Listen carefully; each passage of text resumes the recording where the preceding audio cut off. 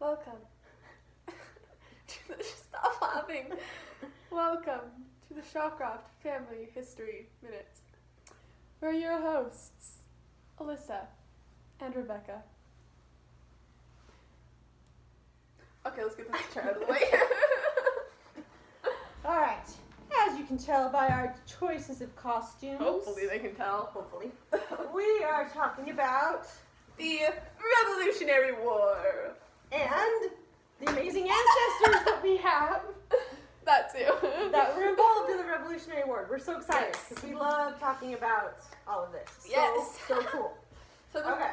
quickly before we go into that, we are going to pick up with the Clan McBean that we talked about last time. If you recall, we talked about William McBean, who was captured as a prisoner of war, then sent to America as an indentured servant. At that point, the name changes from McBean to Bean. They drop off the Mech part. And it goes, do you want to go on from there? Yes. So then Yeah. we'll bring this Bring forward this a little forward. bit. All right. So once again, I'll include these papers in the email so you can print them off and see. So we are down here to Captain William Beeman Beam. He is the 8th great grandparent to the cousins. And Alyssa is actually going to tell us a story about a battle that he actually fought in during the Revolutionary War. This is so cool, guys. Alrighty, so when I imagine the Revolutionary War, I've always thought of the Patriots and then like the Redcoats, the people that came from England and were fighting the Patriots. But there's actually a bit more involved than that. So another group is actually the Loyalists. And these were people who lived in the colonies but actually sided with England on this. And I don't blame them. I mean, the Patriots were a ragtag group of people trying to, taking on Great Britain. Who's gonna win that? So it makes sense that the Loyalists were a little like, okay, you're crazy. We're gonna side over here with England, and hopefully when you guys lose, they won't treat us as badly as they'll treat you. Well, we know that the Patriots actually did win, but this battle is very interesting. It's called the Battle of Kings Mountain, and it was actually fought between the Patriots and the Loyalists. So it was all colonists who were in this battle. And leading up to this, the Patriots had suffered defeat after defeat after defeat at the hand of Cornwallis's armies. And so they were a little like, what are we doing here? This was a really bad idea. There's no hope. There's no way this can turn out well. We should figure out what we're doing. Maybe we should stop. And then they end up hearing word of a location of where the Loyalist army is currently. And they're like, okay, maybe we could do a surprise attack. So actually, the Loyalists actually somehow hear word that the Patriots are going to attack them. And so they decide, we're going to get out of here. And so they run off, start making way to go join Cornwallis's army, try to get with a bigger group so it'll be not as easy for the Patriots to attack them. Well, somehow, even though the Loyalists had heard word that they were going to surprise them, the Patriots still were able to surprise them, and surprise is kind of a huge, it's a good thing to have on your side. So the Patriots were able to win this battle, which was a huge plus for them. And Talk about morale boosters, which Yes. they needed very badly yes, at the time. I think it's very interesting when I look at all the different battles that were in the Revolutionary War, and I'm like, okay, that one was needed exactly when it was. That one was needed exactly when it was. And this Battle of Kings Mountain was no different. It was needed exactly when it was. Otherwise, who knows what would happen. But they really, really, really, really, really needed that morale boost. And It's pretty cool because your 8th great grandfather Captain William Beeman Bean actually participated in Yes. that battle. We're going to just kind of finish up, just point out a few things left on the Bean line. We want to just show you how it connects with some of our other lines. So we have Captain William Beeman Bean that we just talked about. He had a daughter named Mary Jane Bean. Oh, actually, I need to reverse back slightly. When the Beans came to America, they eventually settled in South Carolina. And then after the Revolutionary War was over, a lot of the soldiers that fought as a patriot were given land in areas that had not been colonized yet as payment for their services. So the Bean family was given land in what is now Tennessee. So the Bean family They helped settle Tennessee. settled Tennessee. There's a little cabin there where the first white child was born. There's a little plaque. And so a very prominent family, as well as the Bell family and the Bennett family, what you'll see here. So anyway, what's interesting is, so Captain William Beeman Bean, his daughter Mary Jane Bean, married a Bell, who they were neighbors. So there we have William Bell. And then their daughter Elizabeth Bell actually married William Bennett Jr. And he is where we join in with the Pocahontas line. So if you pull out your paper that has the line of Pocahontas, you'll see where these two lines connect. They then had a son named Hiram Bell Bennett, who married Martha Smith, who is a first cousin to Joseph Smith. And we're going to talk about the Smith line in a little bit later. Yes. And we're going to actually talk a little bit, just briefly, about Elizabeth Bell and William Bennett Jr. So as you can guess, from where this part of our family is located, they actually were slave owners.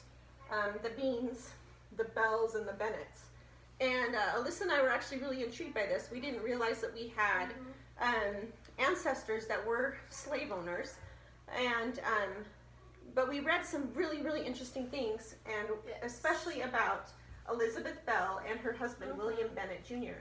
So what is fascinating about that is you can go back and hear, so during that time period after the Revolutionary War, there was more westward expansion happening, and there was kind of a battle between those who believed in slavery and those who fought against slavery. Which we all know came to a head with the Civil War. Civil War, exactly.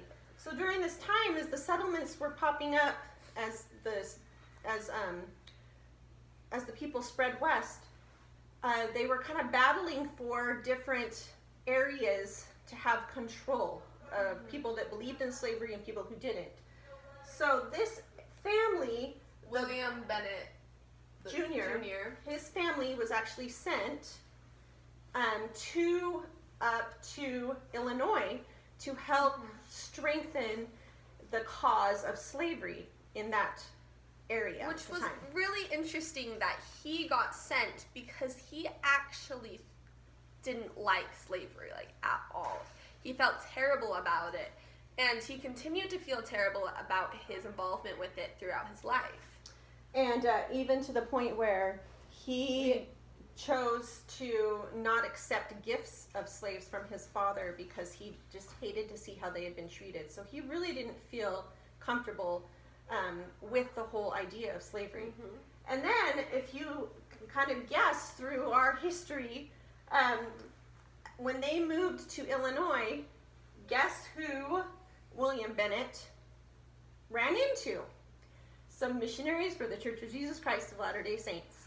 And he actually absolutely loved what he learned. He loved the Book of Mormon, and he was baptized very quickly. And then his family, his wife and children, and some of his siblings also ended up joining the church at that time. And that is how this line joined the church. Yes, so this is where our line, where the Bean line and the Pocahontas line end up becoming members of the church. And then one other really interesting story, continuing on about William Bennett. Do you want to tell that one? So going along with the slavery thing, how he was super uncomfortable with the fact that he having a hard time coming to grips with his past involvement in slavery. He actually, after joining the church, they moved to Nauvoo, and he was actually a high priest in Nauvoo. And helped build the Nauvoo temple. A lot of stuff there. And while he was there, it got to the point where he was feeling so guilty about the slavery that he actually asked for a priesthood blessing, and through this blessing he was able to feel a little bit better about it. More comfortable and at ease, felt like he was forgiven of his past that he had been involved with. And so it's just a really neat story that even though we have some family members that were involved in that part of our American history, they didn't always feel comfortable with it and didn't want to be a part of that. So it's kind of a cool story. Okay, so now we're going to jump back to this Hiram Bell Bennett, who was the son of Elizabeth Bell and William Bennett Jr. He actually married Martha Smith, who is, yes, a first cousin to the prophet Joseph Smith. Now, what is interesting, and I'm including these two papers in your emails, but we have actually discovered that we are actually related Take to a close look at these. Joseph Smith's line. So our, let's see, Martha Smith was Joseph Smith's First cousin. Asahel Smith. Okay, look over here first. So Martha Smith was a first cousin, and Silas Sanford Smith was also a first cousin. And Asahel Smith and Silas Smith were both Joseph Smith's uncles. They were the brother of Joseph Smith Sr. Yes. And then it comes to, well, We're calling Asel? Asel. We're going to say Asel. I don't know We're how not to sure say how his to name. pronounce it. Anyway, so Asel Smith is actually on both of these lines, and he is Joseph's grandfather. And also your 1, 2, 3, Sixth 4, grandfather. sixth great grandfather. Great So direct line to Asel Smith, who was also the prophet Joseph Smith's grandpa.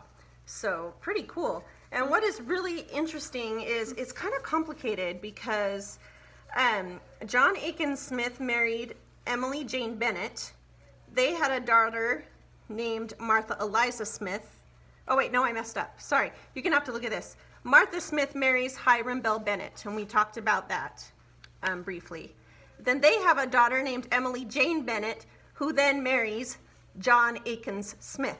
So a Smith marries a Bennett, and then a Bennett marries a Smith. So somehow they're cousins. They were cousins when they married each other, but we're not exactly sure Exactly what the relation is there. But we have two lines. But it's that- very interesting because yeah. you have Martha Eliza Smith down here in both of them, and then there's just like 3 names that are different. And then it comes up to Back Asel to Asel Smith. So really, really interesting.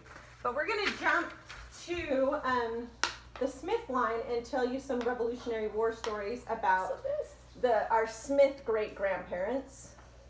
And Alyssa's going to start off. No, you're I'm starting. I'm starting off with Captain Samuel Smith Jr. Now, this is pretty cool time period. Cool time period. And what's interesting is a lot of these people, for instance, both of these top 2, as well as these beings right here, if you look at their birth records, they're actually born in colonial America. British colonial America. Then if you look at their death dates, they have United died in States the of United America. States of America. So how cool. They lived through that amazing time period. I which kind is of really geek out cool. over that. Now, the Smith family lived, where's our map? In Massachusetts. They lived there for about 5 generations in a town called Topsfield. Here's Boston, and you're familiar with Concord and Lexington, the battles of Concord and I Lexington. feel like you hear Lexington and Concord more often. Well, whatever. Whatever. And Topsfield is where the Smiths lived. So you can see how they're in that entire general area where a lot of the Revolutionary War began. And and I'll include that map as well for you. They're just involved in it top, like start to finish. It's not, Yeah, it's just way cool. It's just way cool. Anyway, Samuel Smith Jr. Was very much heavily involved in the leadership of the town of Topsfield. And he fought in that town, created a regiment of soldiers and Minutemen. If You've heard that term. And fought in a lot of these earlier battles. And so Samuel Smith was fought in those as well. But what's especially cool about Samuel Smith is he was in the leadership of the town, and he was sent by their town of Topsfield to be their representative in the provincial Congress meeting that was held in Boston. And he went down to Boston. So he was involved in one of these early meetings, and it was actually took place in 1776, the year the Declaration of Independence was signed. And he was a part of the meeting, and that meeting was actually led by John Hancock, who signed the Declaration of Independence and was so involved in all of that. It's only really, really cool. So pretty cool that our great-grandfather was in that time that we study about. It was pretty cool. The other really interesting thing about him is after the Declaration of Independence had been signed and ratified, they sent copies to all the different areas of the colonies for them to be able to then get it out to the people. And so a copy was sent to all the little towns, including the little town of Topsfield. And what they wanted the city clerks to do, the town clerks, was to copy that Declaration of Independence into their town record books. And so the town of Topsfield actually has a record book, their town record books, have a copy written down of the Declaration of Independence that is written by Captain Samuel Smith Jr., because he was the city clerk at the time, the town clerk. So really cool bits of history. You can actually see his handwriting in those old records that the town of Topsfield has. So really cool story. Now where are we headed to? I was thinking we'd go to the one I was going to talk about now. Okay.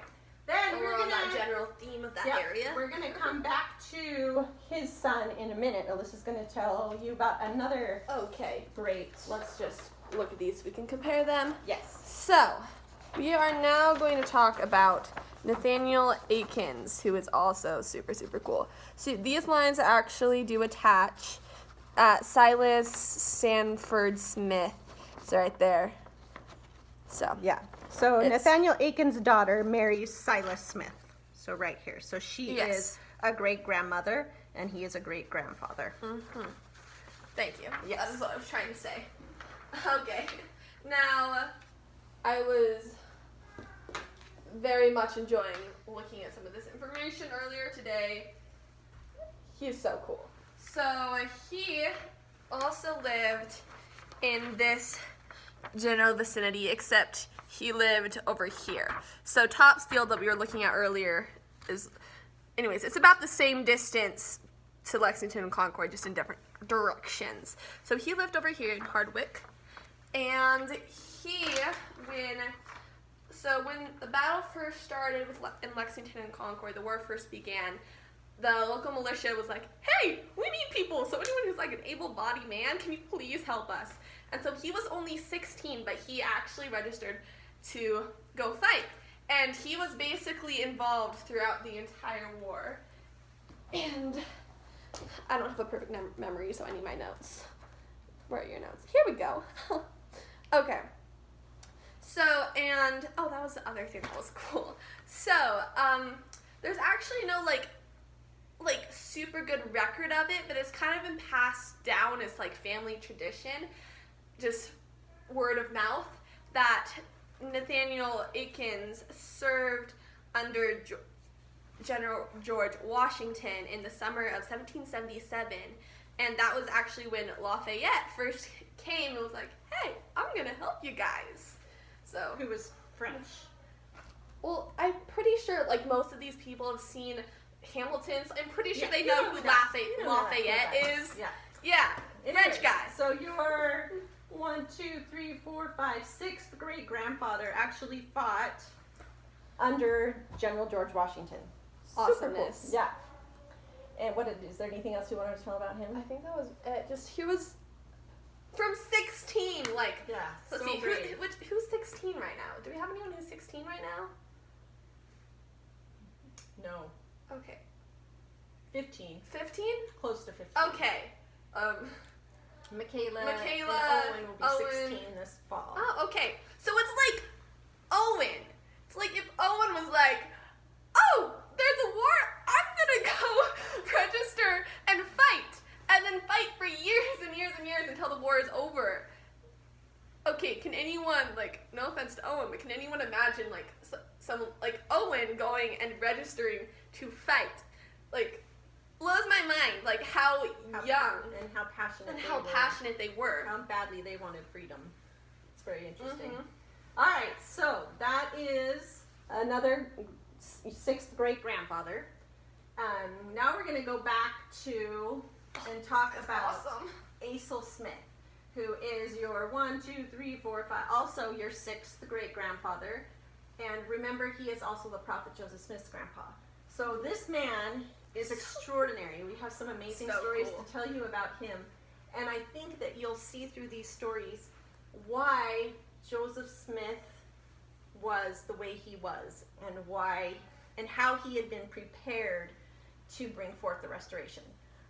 He had amazing family members who helped lead and guide and direct him and put him in a place where he was able to do that. Do you want to start off? Let's see, what story can you tell? You can start.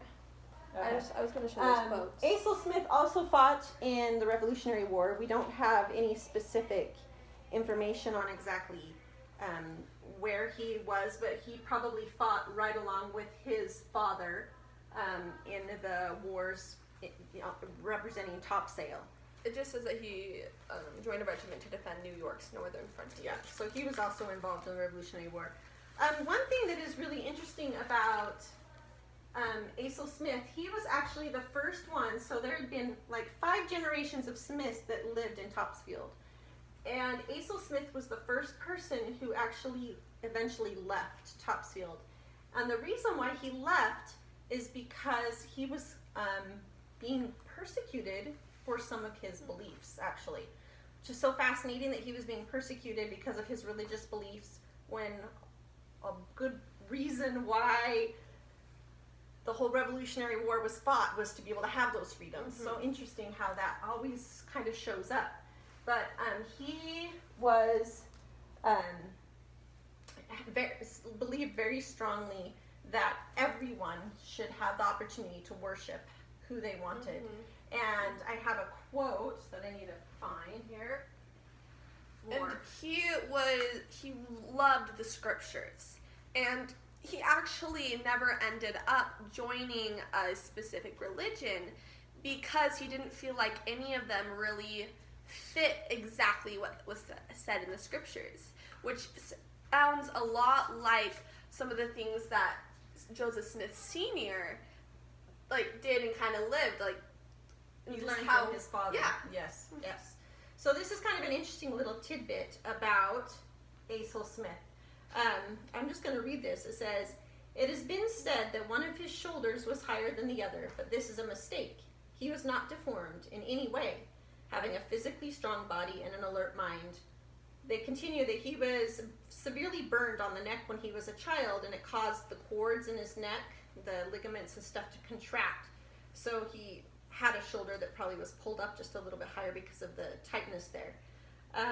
And then what they continued to say was that he received an undignified nickname of Crookneck Smith, a term applied to him by his enemies because of his neck. And then it goes on to say about Nehemiah Cleveland, in an address delivered at the 200th anniversary of the incorporation of Topsfield, speaking of Aesel, said, "He is so free in his opinions on religious subjects that some regarded his sentiments as more distorted than his neck. Fortunately, however, some of his distorted views have been preserved and handed down among the members of his family. Although his religious opinions were not always in accord with public opinions and doctrine, yet he was honest in his convictions and held aloof from all denominations simply because he could not reconcile their teachings with the scriptures and his reason." So really fascinating that that Asaph Smith's son, Joseph Smith Sr., and I'm sure also Silas Smith and Asahel Smith, who are our fifth great grandparents, learned from him and definitely had a strong influence on the religious beliefs of his family. And another thing that's really cool about Asaph Smith is he actually, during his life, he felt very strongly that somehow one of his descendants would change the world of religion. And so he has this quote that I just lost. Oh, here it is. Okay. It has been borne in upon my soul that one of my descendants will promulgate a work to revolutionize the world of religious faith. So he felt very strongly that there would be an individual in his family that would change the world of religion. The thing about the Book of Mormon, did you want to talk about that? Near the end of his life? Oh, yeah. The other thing that was really interesting is Joseph Smith Sr. and his family obviously did not live near his father, Asaph Smith. And when Asaph Smith was about 88 years old, Joseph Smith Sr. and his son, Joseph's brother, Don Carlos, that's what his name is, Don Carlos, came to share the Book of Mormon and the restored gospel to his father and also to his siblings. And so he came and visited with his father, Asaph Smith, and shared with him all that had happened regarding the restored gospel and gave him a Book of Mormon. And Asaph Smith, despite his age and frailty, read the Book of Mormon as best he could and then stated his glasses. and stated that it was the Word of God. And unfortunately, he was never able to be baptized in life. He died shortly after that. And but his wife did go to Kirtland. And though she also wasn't able to be baptized because she died shortly after arriving. Shortly after the trip to Kirtland. So I'm sure we know that their temple work has been done now, of but course. he did live long enough to see his premonition actually happen and take place. It's really cool, and it's also cool to realize just how close the Revolutionary War and the restoration of the gospel are to each other. Because you have people like Asaph Smith who fought in the Revolutionary War and then were also able to see the restoration of the gospel. One other quote from Asaph that I really like. Is this from his letter to his family? I'm not sure. It's in the life sketch. Let's see. So it was a writer. Asaph Smith wrote a lot.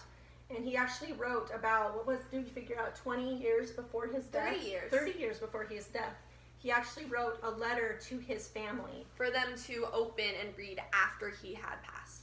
And it's there on... Oh, it's there. Go look at it. It is amazing writing.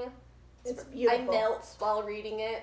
But I really like writing, but I think you'll enjoy it too.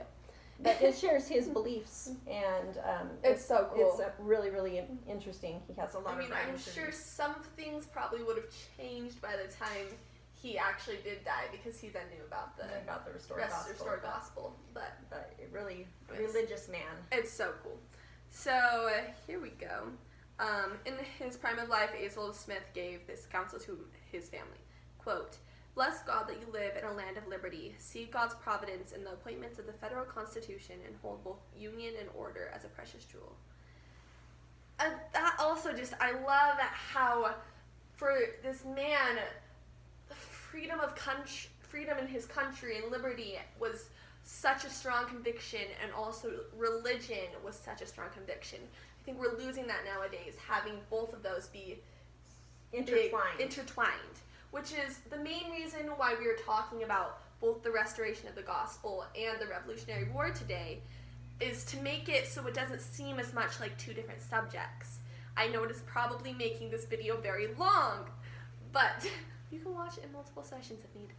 But you can really see through these events that Revolutionary War and the creation of the United States of America were instrumental and had to happen in order for the restoration of the gospel to take place.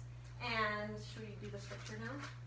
Yeah. And so that is why we chose the scripture that we did today. Alyssa, do you want to read the scripture? Yeah. This is 1 Nephi, chapter 13, verses 16 through 20. And if you are very familiar with First Nephi, you might realize that this is the part in it where it talks about the Revolutionary War. So, and it came to pass that I, Nephi, beheld that the Gentiles who had gone forth out of captivity did humble themselves before the Lord, and the power of the Lord was with them. And I beheld that their mother Gentiles were gathered together upon the waters, and upon the land also, to battle against them. And I beheld that the power of God was with them, and also that the wrath of God was upon all those that were gathered together against them to battle. And I, Nephi, beheld that the Gentiles that had gone out of captivity were delivered by the power of God out of the hands of all other nations. And it came to pass that I, Nephi, beheld that they did prosper in the land. Okay, this is like the perfect set of scriptures, and the phrase that we picked today to represent these amazing ancestors that we have been studying and learning about today is the phrase "trust in God." It's truly, without a doubt, it was through God's hands that the United States are the United States of America. Which is kind of a lost motto of our country. Yes, and so we thought at this time, especially with everything going on in our country right now, that it would be really cool to once again review. And so cool that we have direct ancestors that were involved in all of this. Very involved. Involved in fighting for freedom, as well as helping to create a constitution that would allow for freedom of religion as well. And just amazing stories to put together. Yeah. Are you going to finish with your... We're going to do the activity first. Okay, the activity. All right. So our activity today, we have a little guest who is going to introduce the little activity that we have today. Oh, you interrupted my nap.